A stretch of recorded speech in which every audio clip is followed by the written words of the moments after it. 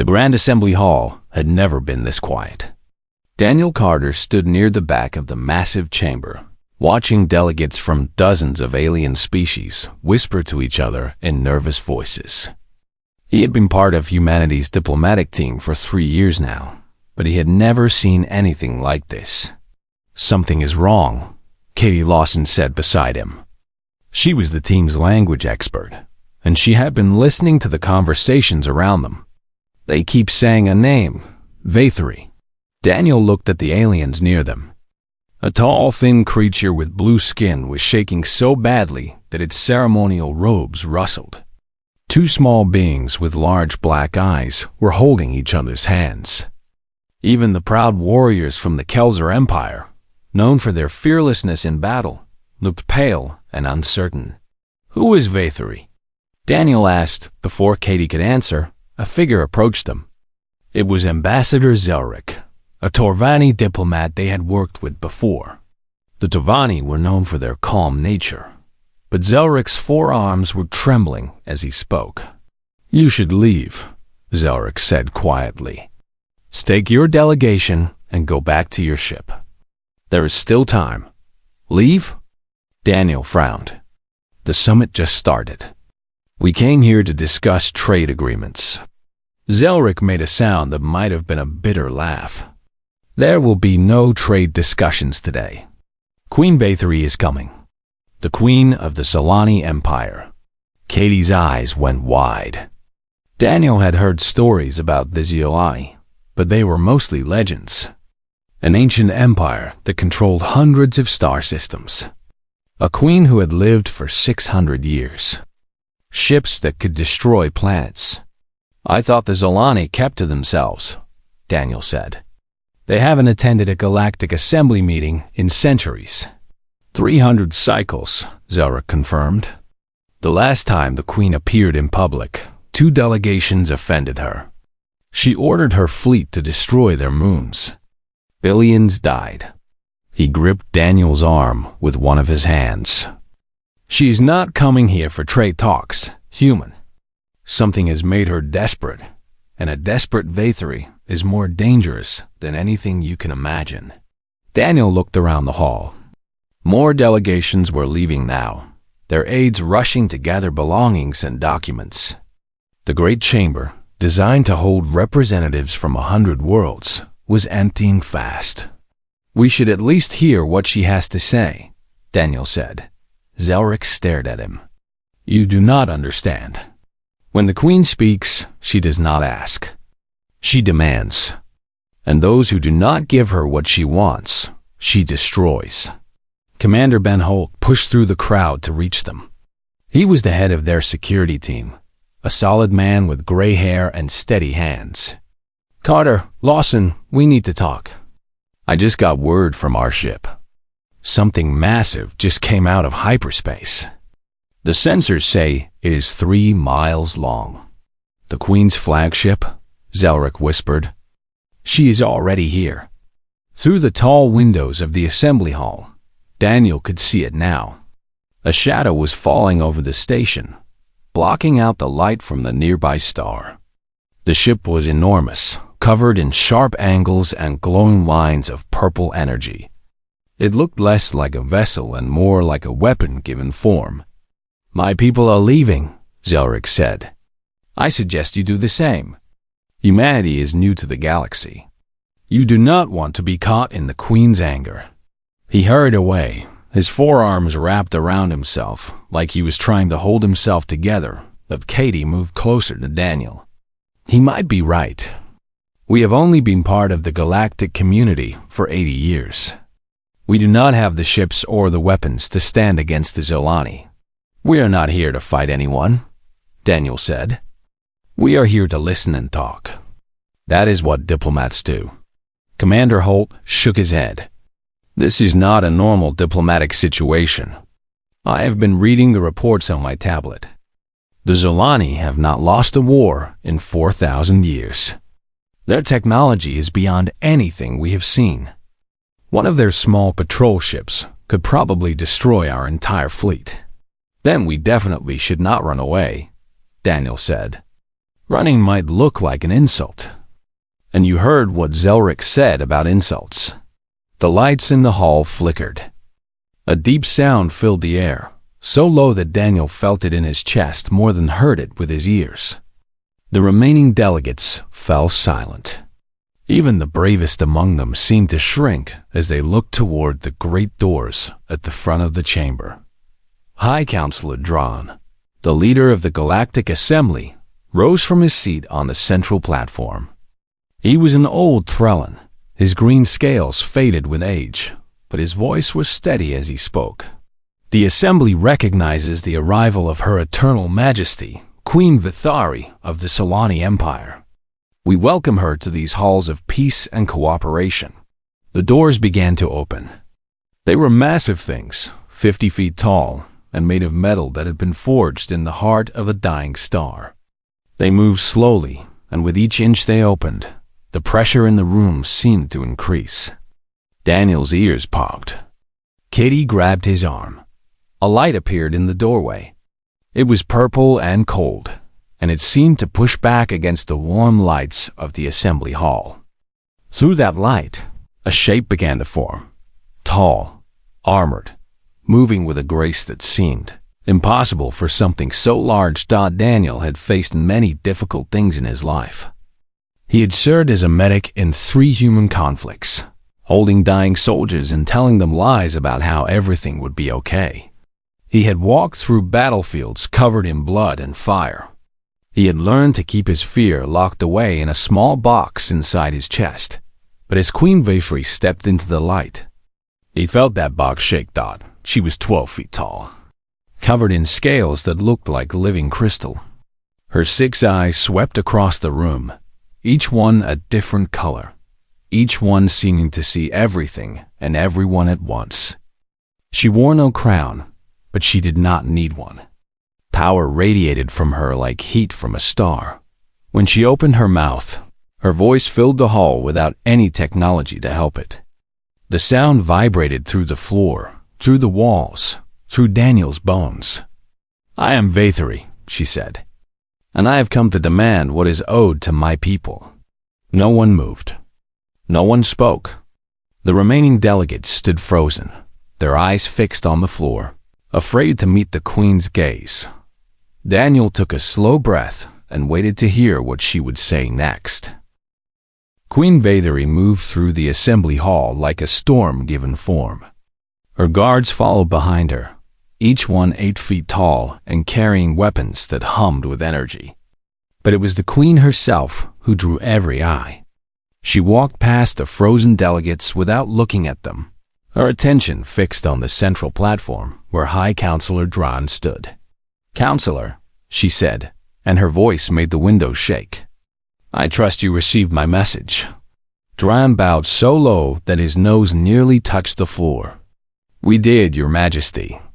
The Assembly is honored by your presence." Honor. The Queen made a sound that might have been a laugh. "I did not come here for honor. I came here because my people are dying." A ripple of shock went through the remaining delegates. Daniel watched carefully from his position near the back of the hall. The Queen's words had been angry, but there was something else beneath that anger. Something that sounded almost like pain. "The Solani Empire is the most powerful force in the known galaxy," Dran said carefully. "Surely there is nothing that could threaten your people." Vithari turned her 6 eyes toward him, and Dran took a step backward without seeming to realize he had moved. "You think power protects us from everything? You think our ships can fight the universe itself?" She raised one clawed hand, and a hologram appeared in the air above her. It showed a star system that Daniel did not recognize. At the center was a planet covered in purple and silver, beautiful and strange. "This is Zolar Prime," the Queen said. "The homeworld of my people. We have lived there for 10,000 years. We built our empire from that world. We raised our children under its 3 moons." The hologram changed. The planet was still there, but now it was surrounded by a cloud of red and orange energy. The cloud was growing, spreading toward the planet like fire consuming dry wood. 50 cycles ago, a cosmic radiation storm entered our system. We do not know where it came from. We cannot stop it. We cannot slow it. In 50 more cycles, perhaps less, it will reach our planet. Every living thing on Zolar Prime will die. The hall was silent. Daniel felt Katie's hand grip his arm more tightly. We have tried everything, Vathari continued. Our scientists have worked without rest. Our priests have prayed to gods that stopped answering long ago. Nothing has worked. The storm cannot be stopped. Our only choice is to leave. She waved her hand, and the hologram changed again. Now it showed a different planet, one with blue oceans and green forests. Daniel recognized it from the briefing documents he had read before the summit. This is Theron 7, a world rich in the minerals and energy sources my people need to survive. It has natural shields against cosmic radiation. If we can colonize this world, the Zolani will live. If we cannot, she paused, and for just a moment, her voice seemed less steady. If we cannot, then my people will die. All of them. 4 billion souls gone forever. High Counselor Dran looked uncomfortable. Your Majesty, Theron 7 is a contested world. 3 different species have filed claims for colonization rights. The Assembly has been debating the matter for 20 cycles. Then stop debating, Vathari said, and now her voice was rising again. Give us the planet. We will pay whatever price you ask. We will sign whatever treaties you require. But we must have Theron 7. It is not that simple, Dran said.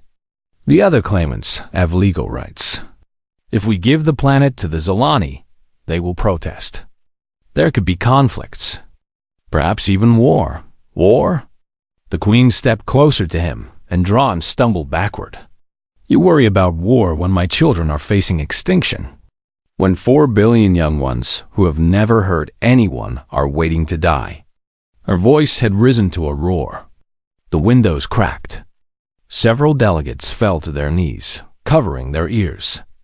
Daniel felt the sound pressing against him like a physical force, but he stood his ground.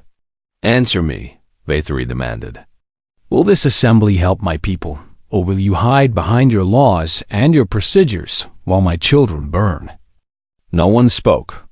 The alien delegates looked at the floor, at the walls, at anything except the Queen. Even Dran, who had led the assembly for 30 cycles, stood frozen with his mouth open and no words coming out. I see. The Queen's voice dropped. But somehow that was more frightening than her shouting. You are too afraid to speak. Too afraid to even look at me. So this is the Great Galactic Assembly. A collection of cowards who cannot answer a simple question. She turned slowly, her 6 eyes scanning the hall. Is there no one here with the courage to address me? No one who will tell me to my face whether my people will live or die. Daniel felt something shift inside his chest. The small box where he kept his fear was still shaking, but there was something else there too. Something that would not let him stay silent. Katie saw him move before he took his first step. Daniel, no, she whispered. She will kill you. Maybe, Daniel said quietly. But someone has to answer her. He stepped forward, his footsteps echoing in the silent hall. Every eye turned to him. The alien delegates stared with a mixture of horror and disbelief. Commander Hulk started to move toward him, but Daniel held up a hand to stop him. The Queen noticed him. Her 6 eyes focused on him, and Daniel felt like he was standing in front of a fire that could consume him in an instant. What is this? She asked.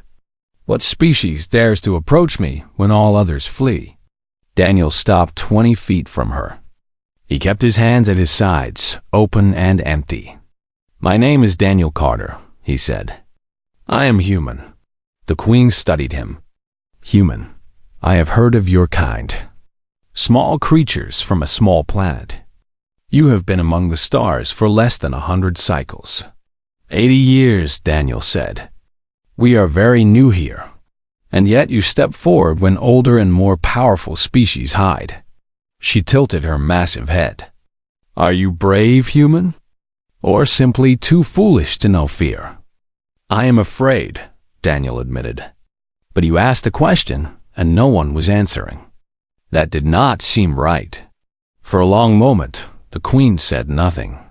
Then she leaned closer, and Daniel could see the ancient wisdom and terrible pain in her many-colored eyes. Then answer me, small human. Tell me what you think I should hear. Daniel took a breath. This was the moment that would decide whether he lived or died. But he had not come here to lie or to flatter. He had come here to speak the truth. I heard your question, he said. But I also heard what you did not say. You are not just angry, Your Majesty. You are afraid. You are afraid for your children. The hall went completely still. Even the air seemed to stop moving. The queen's eyes flashed with something that might have been rage. You dare speak of fear to me? I am Vathari. I have destroyed fleets. I have conquered empires. I do not know fear. Everyone knows fear, Daniel said quietly. Especially those who love someone. Especially those who might lose them. The queen raised one massive hand, and Daniel saw the claws at the end of her fingers, each one as long as his forearm. I should kill you for your words, she said. You could, Daniel agreed. But then you still would not have an answer, and your children would still be in danger. The hand stayed raised for a long moment. Then, slowly, it lowered. You are strange human, the queen said. Very strange indeed. I have been told that before, Daniel said. Now, Your Majesty, shall we talk about how to save your people?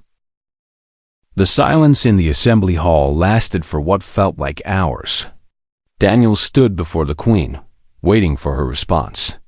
His heart was beating so fast that he could feel it in his throat, but he kept his face calm and his breathing steady. He had learned long ago that showing fear only made difficult situations worse. Queen Vathari stared at him with all 6 of her eyes. Each eye was a different color, and each one seemed to be studying a different part of him. He wondered what she saw. A small human in a simple uniform. A creature whose entire species had been traveling among the stars for less than a single Zolani lifetime.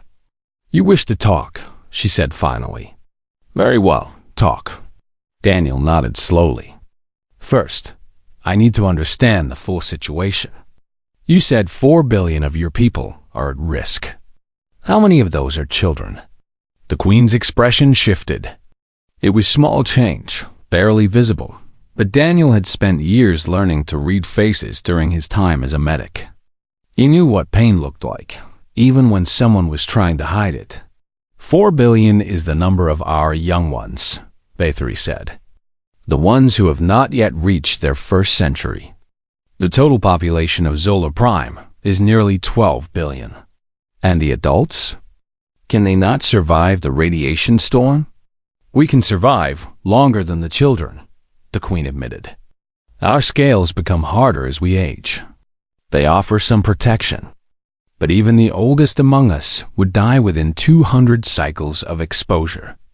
Our world is ending, human. Slowly, painfully, it is ending. Daniel processed this information. Behind him, he could hear the other delegates whispering. He caught a few words in languages he did not understand, but the tone was clear. They were shocked that he was still alive. They were more shocked that the queen was actually talking to him. The planet you want, Theron 7, Daniel said. You mentioned that other species have claims to it. Who are they? High Counselor Dran finally found his voice. The Kelzer, the Moravi, and the Fentish all filed colonization requests. Each claim has legal standing under Assembly law. And how long has the Assembly been debating this? Daniel asked. 20 cycles, Dran said. 20 cycles. Daniel shook his head. In human time, that is about 18 years. You have been arguing about one planet for 18 years, while the Zilani have been facing extinction. We did not know about the radiation storm, Dran protested. The Zilani Empire shares nothing with outsiders. This is the first we have heard of their situation. Daniel looked back at the Queen. Is that true? You never asked for help before? Bathory's massive hands curled into fists. The Zilani do not ask for help. We solve our own problems. We always have. Until now, Daniel said gently. The Queen's eyes flashed with anger, but then the fire in them faded. Until now, she agreed quietly. We tried everything else first. We spent 30 cycles trying to fix this ourselves. We failed. There is no shame in asking for help, Daniel said. Every species needs help sometimes. Humans certainly have. We nearly destroyed ourselves a dozen times before we learned to work together. Your kind is young. You do not understand. The Zilani have been the greatest power in this region of space for thousands of years. We have never needed anyone. We have never been weak.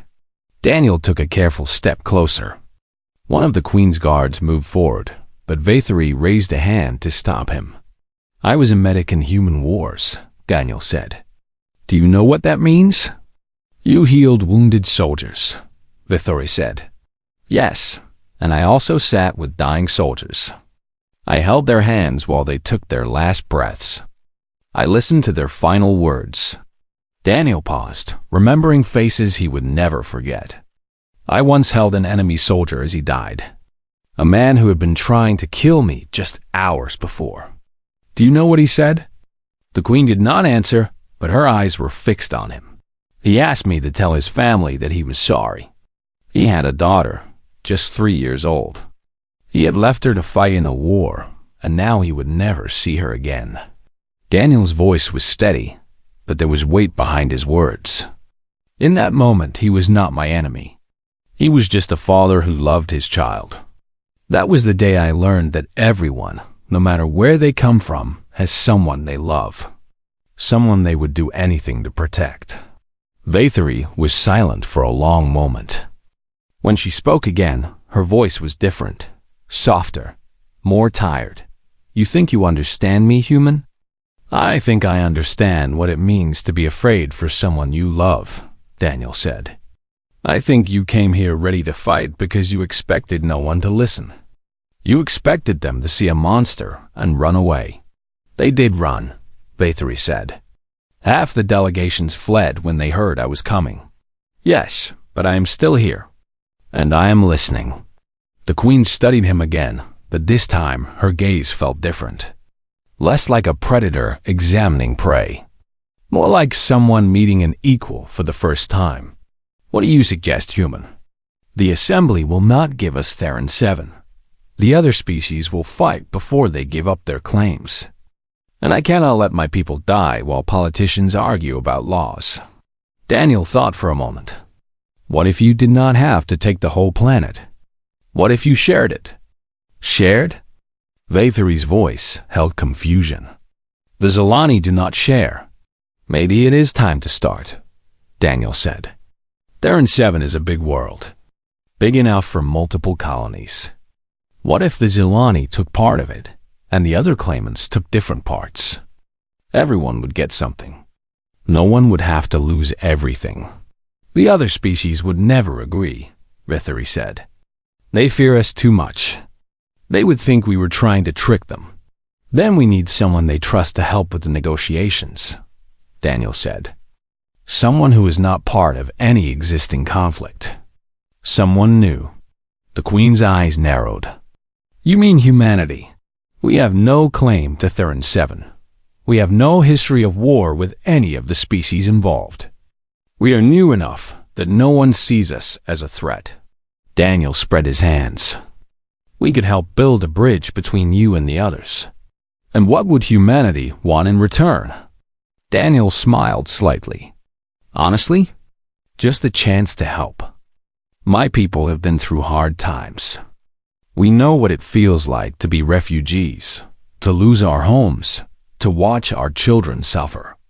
We would not wish that on anyone, not even strangers from the far side of the galaxy. Queen Vathery was quiet for a long time. The entire hall waited, barely breathing.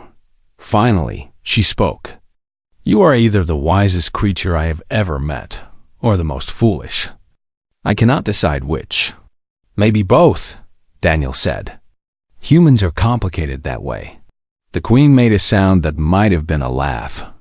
It was a strange sound, deep and rumbling, and it made the floor vibrate beneath Daniel's feet. Very well, human. I will hear your proposal. But not here. Not in front of these cowards who would not even look at me. She gestured toward a door at the side of the hall. Come, we will speak privately. Daniel nodded and turned to Katie and Commander Holt. Katie looked terrified, but also proud. Holt just shook his head slowly, a small smile on his weathered face. Try not to start a war, Holt said quietly. I will do my best, Daniel replied. Then he followed the Queen of the Solani Empire through the door, into whatever came next. 6 months had passed since that day in the assembly hall. Daniel stood on a hilltop overlooking the growing colony of New Theron, watching the sun sink toward the horizon. The sky turned purple and gold, colors he had never seen on Earth, colors that still amazed him every evening. Below him, the settlements spread out across the valley. Buildings of different designs sat side by side. The tall crystal towers of the Zolani rose next to the rounded domes of the Kelser. The underground structures of the Moravi could be seen as gentle hills, their entrances marked by glowing lights. And scattered among them all were the simple, practical buildings that humans had helped construct. It had not been easy. The first weeks had been filled with tension and suspicion. The Kelser had refused to share water sources with the Zolani. The Moravi had complained that the Fenish were too loud. Everyone had feared the Queen's guards, who patrolled the colony with weapons that could level mountains. But slowly, things had changed. Daniel had spent countless hours in meetings, listening to complaints and helping find solutions. He had learned the customs of each species, their fears and hopes and dreams. He had made mistakes and apologized for them. He had asked for help when he did not know what to do. And somewhere along the way, the different species had started to work together. Kelser engineers had helped the Zolani build radiation shields. Moravi farmers had shared their knowledge of underground growing techniques. Fenish musicians had performed songs that somehow made everyone feel a little less homesick. The sound of footsteps behind him made Daniel turn. Katie Lawson walked up the hill, a smile on her face. There you are, she said. I have been looking everywhere for you. Just watching the sunset, Daniel said. It is different every night. I never get tired of it. Katie stood beside him, looking out at the colony. The assembly sent another message. They want to know if you have thought about their offer. Daniel nodded. After the success of the Theron 7 negotiations, the Galactic Assembly had formally requested that humanity take a larger role in diplomatic mediation. They wanted humans to help resolve conflicts across the galaxy, to be the bridge between species that could not talk to each other. I am still thinking about it, Daniel said. It is a big responsibility, Katie agreed. But I think we could do it. I think we could help a lot of people. Before Daniel could respond, a shadow fell over them. He looked up to see a Zolani shuttle descending toward the hilltop. It landed softly in the grass, and the door opened to reveal Queen Vathery herself. She stepped out of the shuttle, and Daniel noticed that she looked different than she had 6 months ago. Her scale seemed brighter, less worn. Her movements were easier, less burdened by the weight of worry. Daniel Carter, she said. I hoped I would find you here, Your Majesty. Daniel bowed his head slightly. I did not expect the visit. I came for the inspection, the Queen said, and to speak with you. Katie excused herself quietly, giving them privacy. The Queen walked to stand beside Daniel, looking out at the colony below. My advisors told me I was foolish to listen to you, Vaythri said. They said I was weak for accepting help from humans. They said the other species would see it as an opportunity to attack us. What do you think now? Daniel asked. The Queen was silent for a moment. Then she pointed toward the colony, where a group of children were playing in an open field. Daniel could see young Zolani, their small bodies covered in soft scales that had not yet hardened. They were running and laughing with Kelser children and Moravi children, chasing each other in some game that needed no language to understand.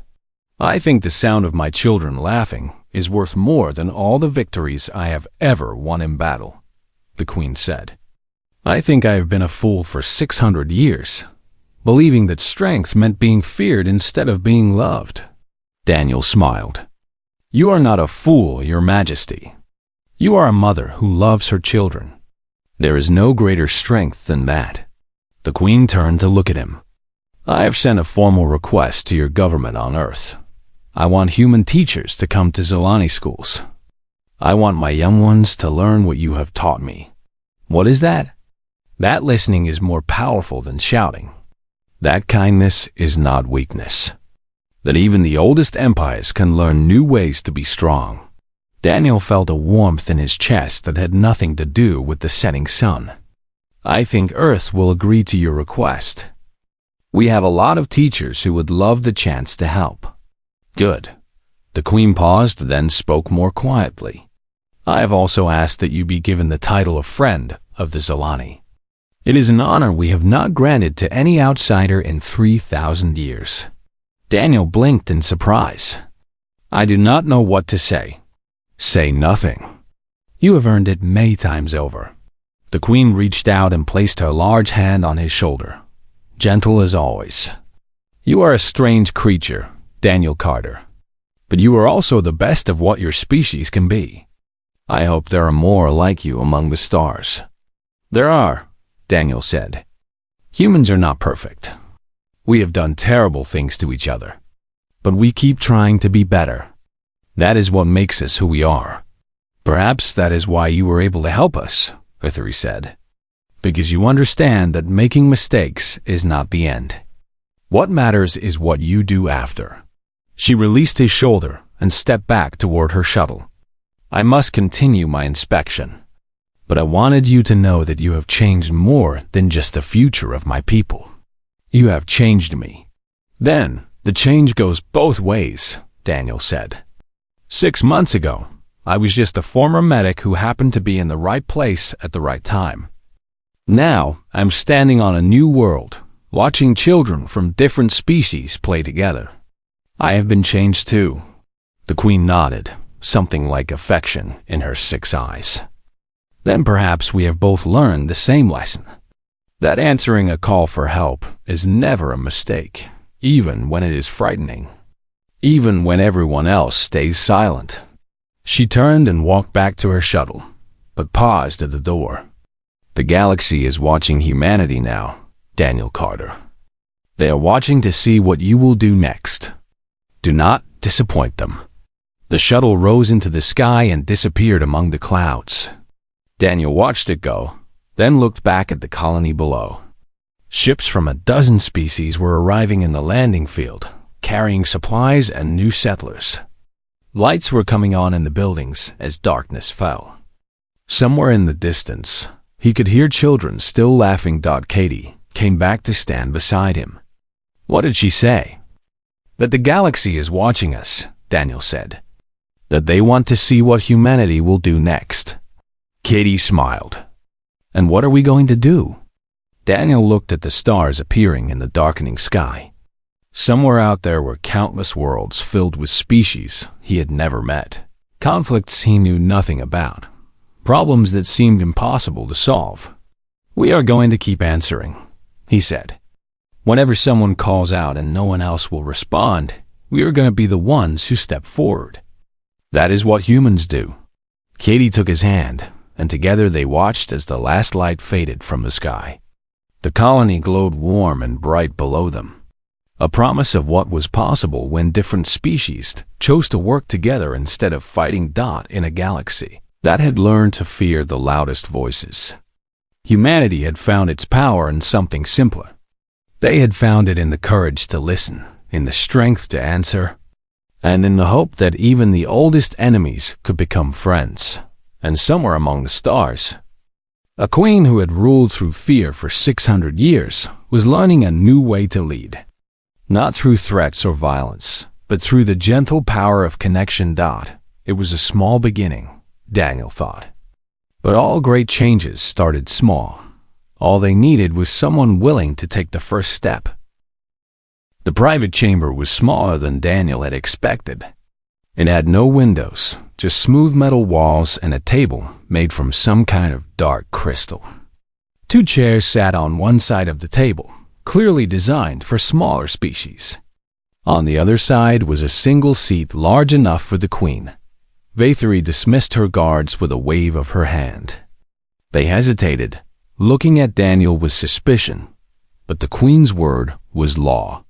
They filed out of the room, leaving Daniel alone with the most powerful being in the known galaxy. Commander Holt had insisted on coming, but the queen had refused. "I will speak with this human alone," she had said. "If I wanted him dead, your presence would not stop me." Holt had not liked it, but he had no choice. Now Daniel stood in the chamber, watching as the queen settled into her massive chair. Up close, without the drama of the assembly hall, she looked different, tired, old. The crystal scales that covered her body seemed duller than they had before. "Sit," she said, gesturing to one of the smaller chairs. Daniel sat. The chair was too low, forcing him to look up at her like a child looking at a parent. He suspected that was intentional. "You surprised me, human," Vathory said. "I have faced warriors and kings and emperors. I have watched armies kneel before me, but I have never had anyone speak to me the way you did." "I meant no disrespect," Daniel said. "I know." She tilted her head, studying him with her many eyes. "That is what made it surprising. You were not trying to challenge me or impress me. You were simply trying to understand me. Understanding is the first step to solving any problem." Daniel said. The queen made a sound that might have been agreement. "Your proposal in the assembly hall. Sharing the planet. Do you truly believe it could work?" "I believe it is worth trying," Daniel said. "The alternative is war, and war would not save your children. Even if you won, even if you took Theron 7 by force, how many of your young ones would die in the fighting?" Vathory closed her eyes for a moment. When she opened them again, Daniel saw something he had not expected to see in a being so powerful: despair. "I have ruled my people for 600 years, she said. "I have watched our empire grow and then slowly crumble. We stopped having as many children. Our young ones became fewer with each generation. And now this radiation storm comes, and I cannot stop it. I cannot save them." "You are trying to save them," Daniel said gently. "That is why you came here. That is why you are talking to me, instead of simply destroying anyone who opposes you." I considered it. The queen's voice was flat. "When the assembly fell silent, when no one would answer me, I came very close to ordering my fleet to attack. I thought if they would not help us willingly, I would make them help us through fear. But you did not. No, because you stepped forward. Because a small human from a young species did what dozens of ancient and powerful delegates would not do. You answered me." Daniel leaned forward slightly. "Your Majesty, may I speak honestly?" "You have been speaking honestly since you opened your mouth. Why stop now?" "The other species fear you because you are powerful," Daniel said. "But power alone cannot save your people. You need allies. You need trading partners. You need friends." Vathory laughed, but it was a bitter sound. "The Zolani do not have friends. We have subjects and enemies. That is all we have ever had. Then, perhaps it is time to try something new." Daniel paused, choosing his next words carefully. I grew up on Earth, in a region that had been at war for generations. Families had been killing each other for so long that no one remembered why the fighting started. Everyone said peace was impossible. They said hatred was too deep, that the wounds would never heal. And what happened? Some people decided to try anyway. They sat down with their enemies and talked. Not about the past, but about the future. About what kind of world they wanted their children to live in. It took years. It was hard and painful, and many people did not want to forgive. But slowly, things changed. The Queen was silent, listening. My father was one of those people, Daniel continued. He lost his brother in the fighting. He had every reason to hate. But he chose to work for peace instead, because he wanted me to grow up in a world without war. And did you? Grow up without war? Daniel shook his head. No, the peace was not perfect.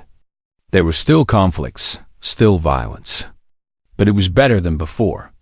And each generation made it a little better still. That is how change works. Slowly, one step at a time. Vatiri sat in silence for a long moment. Then she leaned back in her chair, and something in her posture shifted. The tension in her massive shoulders seemed to ease slightly. You are asking me to trust strangers, she said. To share a world with species who fear and hate us. To believe that cooperation is possible when everything in my experience says otherwise. Yes, Daniel said simply. I am asking you to take a leap of faith. And what if we fall? Then, at least you will have tried. At least your children will know that their queen did everything possible to save them. Even things that seemed impossible. The queen studied him again. And this time Daniel thought he saw something different in her eyes. Not respect exactly, but something close to it. Your species is very strange, human.